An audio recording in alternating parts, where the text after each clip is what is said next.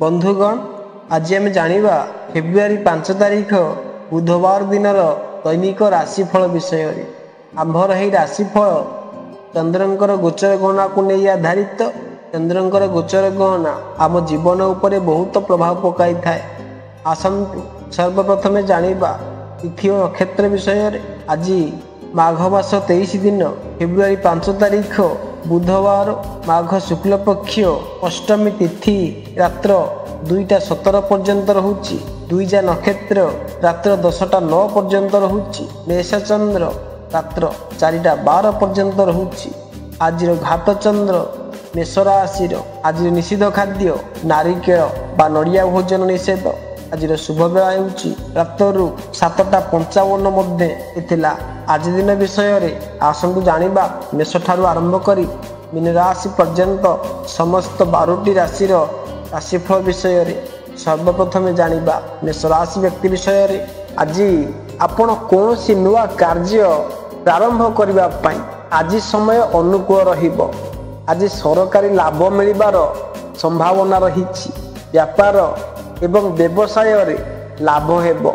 विचार रे शीघ्र परिवर्तन आसीबो, परंतु मध्याह्न परे मनर दृढ़ता रे ह्रास हेबो एवं मन विचार रे बुड़ी रहिबो। मानसिक रूप से चिंतित रहिबे। शारीरिक एवं मानसिक आलस्य मध्य अनुभव करि पारंती। जदि संभव हुए तेबे यात्राटी को टाळिबा को चेष्टा करंतु।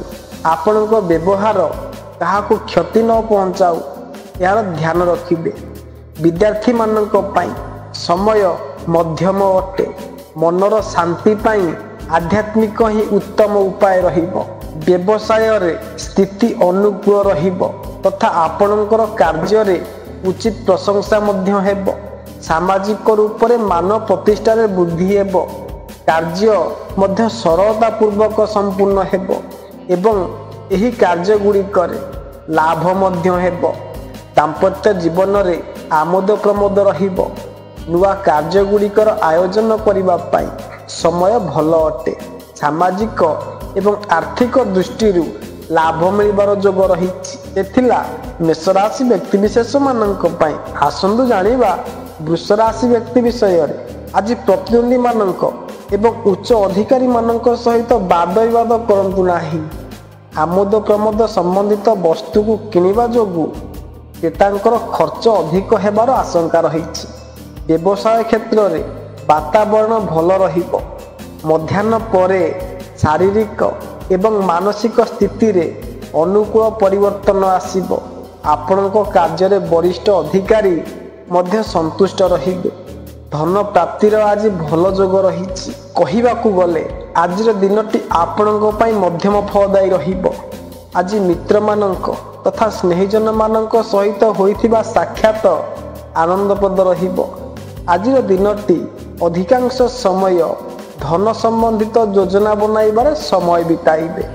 आज प्रत्येक कार्य आत्मविश्वास एवं मनोबल रे संपूर्ण करिबे एवं सेथिरे सफलता मध्य मिलिबो। पितांक तरफरु आपनकु कोनोसी लाभ मिलिबो। कलाकार तथा खेलाड़ी माननकु निजर प्रतिभा प्रदर्शन करिबारे उत्तम समय अटे। सरकारक तरफरु लाभ हेबो। एथिला वृष राशि व्यक्ति विशेष मानक पई आसंतु जानिबा मिथुन राशि व्यक्ति विषय रे। आज आर्थिक दृष्टिकोण आज दिनटी लाभदायी रहिबो। आज दिनटी मित्र मानक एवं परिजन मानक सहयोग रे आनंदमय हेबो। उत्तम भोजन एवं वस्त्र सुविधा मध्य आपनकु आज मिलिबो। आज दिनटी मित्र मानक एवं परिजन मानकर सहयोग रे आनंदमय हेबो। मनरे कौनसी प्रकार निषेधात्मक विचार को प्रवेश करने को दिंतु नाही। व्यवसाय एवं व्यापार रे अनुकूल वातावरण रे मनरे प्रसन्नता रहिबो। उत्साह तथा फूर्ति रे आज दिनटी कटिबो। नुआ योजना आरंभ करिबा पई आज अनुकूल दिन अटे। व्यवसाय करुथिबा लोकंकु सरकारक तरफरु लाभ मिलिबो एवं चाकरी पेशा तथा पदाधिकारी मानकर कृपा दृष्टि पाइबार जोग रही। प्रतिद्वंदी मानक उपरे विजय प्राप्त करि पारिबे। अनैतिक कार्य एवं नकारात्मक विचार संपूर्ण भाव में दूरे रुहतु। ବାଣୀ ଉପରେ ନିୟନ୍ତ୍ରଣ ରଖିବେ।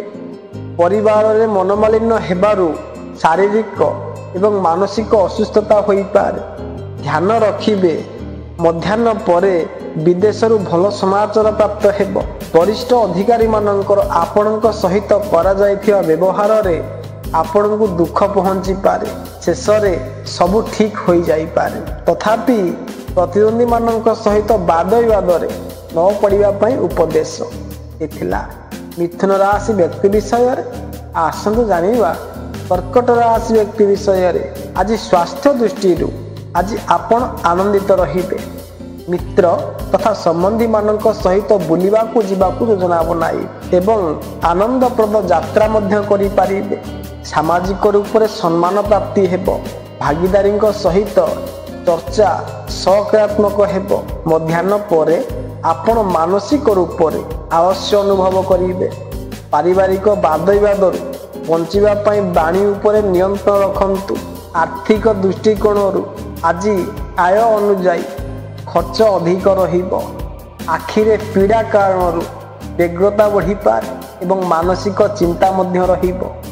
ତା ସହିତ ଭ୍ରାନ୍ତି ନ ହେଉ ଏହାର ଧ୍ୟାନ ରଖିବେ। ଆର୍ଥିକ ଦୃଷ୍ଟିକୋଣରୁ ଲାଭଦାୟୀ ଦିନ ଅଟେ। ପାରିବାରିକ ବାତାବରଣ ମଧ୍ୟ ଭଲ ରହିବ। ମନରୁ ନକାରାତ୍ମକ ଭାବନା ଦୂରରେ ରଖିବେ। ଆଜି ଆପଣ ଶାରୀରିକ ଏବଂ ମାନସିକ ଅସୁସ୍ଥତା ଅନୁଭବ କରିପାରନ୍ତି। ମନରେ ନକାରାତ୍ମକ ବିଚାର ସୃଷ୍ଟି ନ ହେଉ ଏହାର ସମ୍ପୂର୍ଣ୍ଣ ଭାବରେ ଧ୍ୟାନ ରଖିବେ।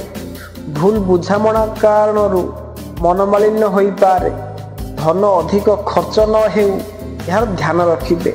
ଭଲ ଭୋଜନ କରିବାର ଅବସର ମିଳିବ। ଏ ଥିଲା କର୍କଟ ରାଶି ବ୍ୟକ୍ତି ବିଷୟରେ। ଆସନ୍ତୁ ଜାଣିବା ସିଂହ ରାଶି ବ୍ୟକ୍ତି ବିଷୟରେ। ଆପଣଙ୍କୁ ସାମାଜିକ ଏବଂ ବ୍ୟବସାୟ କ୍ଷେତ୍ରରେ ଆନନ୍ଦପ୍ରଦ ଏବଂ ଲାଭପ୍ରଦ ସମାଚାର ମିଳିବ। ମିତ୍ରମାନଙ୍କ ମଧ୍ୟ ଶୁଭ ସମାଚାର ମିଳିବ। ଆୟରେ ବୃଦ୍ଧି ହେବ ତଥା ଧନଲାଭ ହେବ।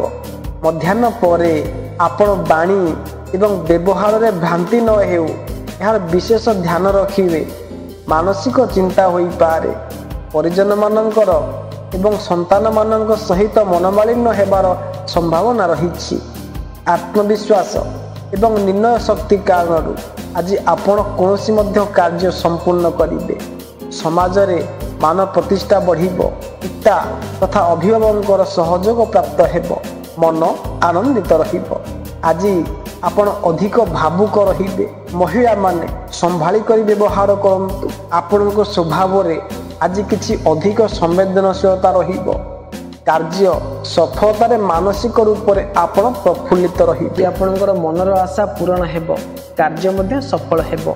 ବ୍ୟବସାୟ ବାଣିଜ୍ୟ ଓ ଶିଳ୍ପ ଉଦ୍ୟୋଗରେ ପୁଞ୍ଜିନିବେଶ ଲାଭଜନକ ହେବ। ଆର୍ଥିକ ଲାଭ ଓ ଉନ୍ନତିର ସମ୍ଭାବନା ରହିଛି। ବନ୍ଧୁ ପରିଜନରେ ଖୁସି ମନାଇବାର ସୁଯୋଗ ମିଳିପାରେ। ନିଜର ବୁଦ୍ଧିବଳ ପ୍ରୟୋଗ କରି ଅନେକ ସମସ୍ୟାରୁ ମୁକ୍ତି ପାଇପାରିବେ।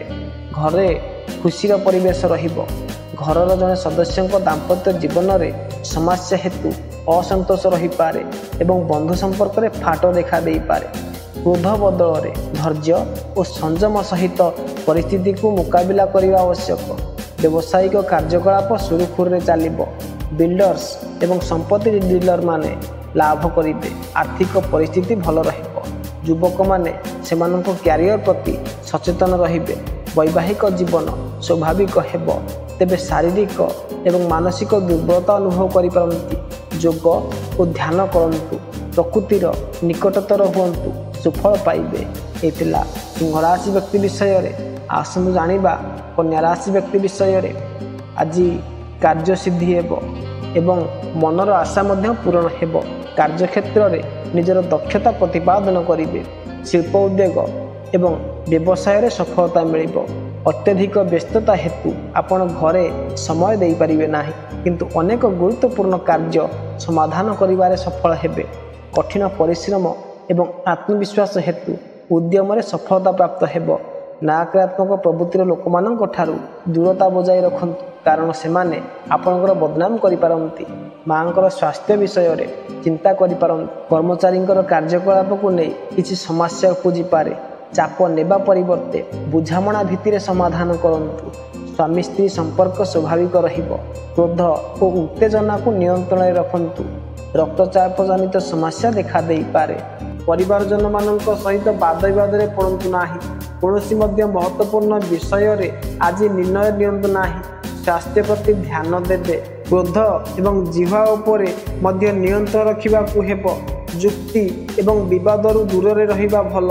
ମଧ୍ୟାହ୍ନ ପରେ ଆପଣଙ୍କ ବିଚାରରେ ସ୍ଥିରତା ଦେଖାଯିବ। କୌଣସି ରଚନାତ୍ମକ କାର୍ଯ୍ୟ ପ୍ରତି ଆପଣଙ୍କର ଆକର୍ଷଣ ବଢ଼ିପାରେ।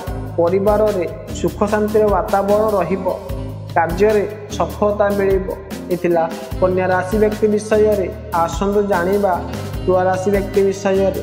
ଆପଣଙ୍କ ପାଇଁ ସମୟ ଶୁଭ ଅଟେ। ମନରେ ସମ୍ବେଦନଶୀଳତାର ମାତ୍ରା ଅଧିକ ରହିବ। ଶରୀରରେ ଫୁର୍ତ୍ତିର ଅଭାବ ରହିବ। ମାନସିକ ବ୍ୟଗ୍ରତା ମଧ୍ୟ ରହିବ। ଧନ ଏବଂ କୀର୍ତ୍ତିର ହାନି ହେବ। ମାତାଙ୍କର ସ୍ୱାସ୍ଥ୍ୟର ଚିନ୍ତା ହେବ।